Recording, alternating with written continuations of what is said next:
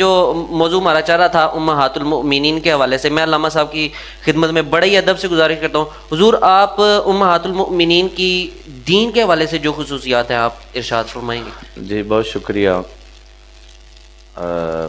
بہت اچھی نعت شریف پہلے بھی ہوئی، اب بھی تلاوت کلام، بالکل آپ کا طریقہ کار بہت اچھا ہے، اللہ تعالیٰ قبول فرمائے۔ آمین آمین۔ میں جہاں سے بات میں نے چھوڑی تھی وہ جی ابھی مکمل نہیں ہوئی جی تھی، جی تو وہ تھوڑی اگر اجازت ہو تو جی کر جی آپ کے بسم اللہ۔ آپ کے لیے، ناظرین کے لیے جی بھی، کہ جیسے یہ قرآن اللہ تعالیٰ کی نعمت ہے،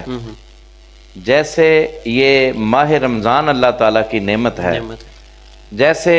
یہ خانہ کعبہ اللہ تعالیٰ کی نعمت ہے، اسی طرح ازواج مطہرات بھی اللہ تعالیٰ کی نعمت ہیں، بے شک بے شک نعمت ہے۔ بے شک۔ کن معنوں میں؟ جو آپ نے سوال فرمایا، ان کا امت پر احسان ہے بہت بڑا، ہاں ہاں بے شک کہ انہوں نے امت کی آدھی آبادی کے لیے وہ دین پہنچایا جو مردوں کی طرف سے نہیں پہنچ سکتا تھا، بے شک بے شک بے شک، نہیں پہنچ نہیں سکتا پہنچ تھا۔ سکتا تھا۔ تو پھر اللہ تبارک و تعالیٰ نے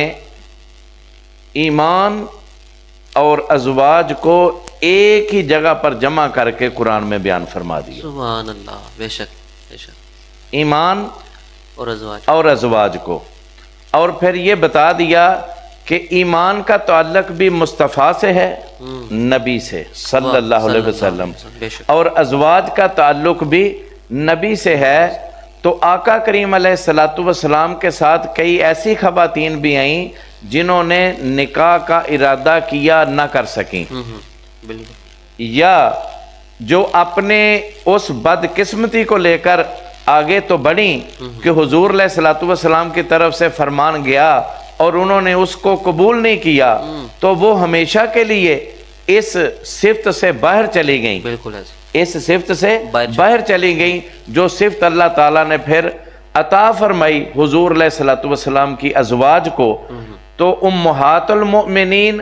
یہ ازواج ہیں نبی کریم علیہ السلام کی، اور ازواج اور امہات کو اللہ تعالیٰ نے ایک ہی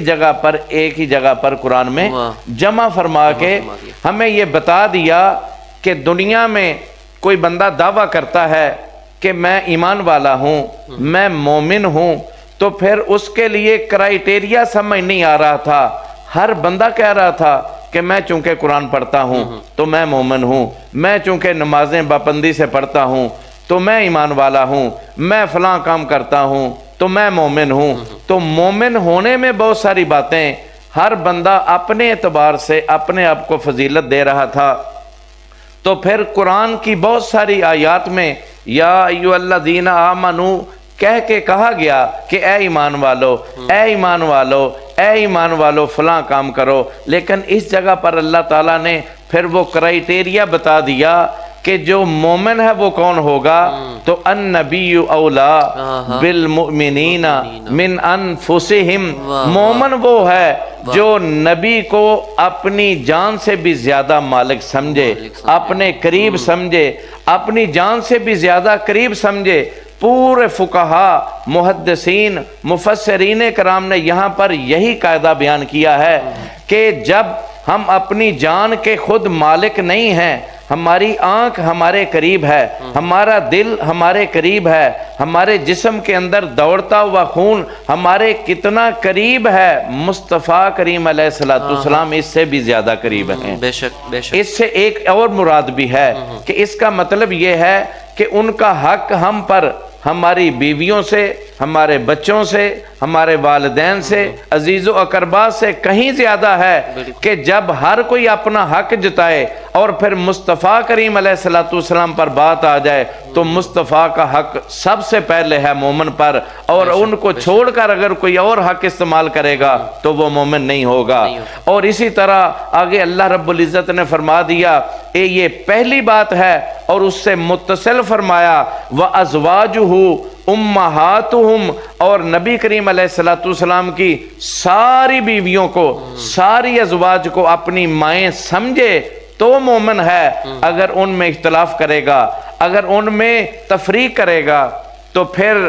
اگر ان میں تفریق کرے گا تو پھر وہ مومن کے زمرے میں نہیں آئے گا، وہ اپنے طرف سے جو مرضی کہتا پھرے، اپنے لحاظ سے بات کرتا چلا جائے۔ لیکن مومن کا کرائیٹیریا یہی ہے کہ نبی کریم علیہ السلام کو اپنی جان کا مالک سمجھنا، جان سے زیادہ قریب سمجھنا، اور حضور علیہ السلام کی تمام بیویوں کو اپنی مائیں سمجھنا، یہ مومن ہونے کی اللہ تعالیٰ نے کرائیٹیریا اور نشانی بیان فرما دی ہے۔ بالکل۔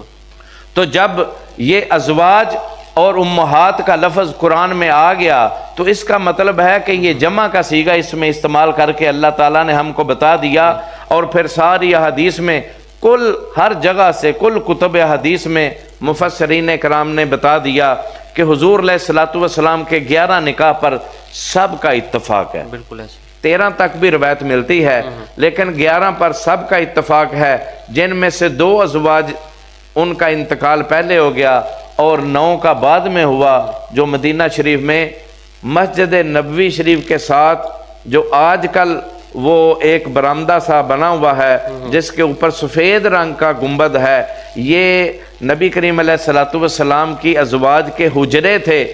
ان حجروں کی وجہ سے ہی تو سورہ حجرات نازل ہوئی تھی، واہ واہ واہ واہ، بے شک بے شک، ان حجروں کی وجہ سے، حجروں کی وجہ سے ہی سورہ حجرات نازل ہوئی تھی، جن کو بعد میں شہید کر کے مسجد کے اندر داخل کر دیا گیا۔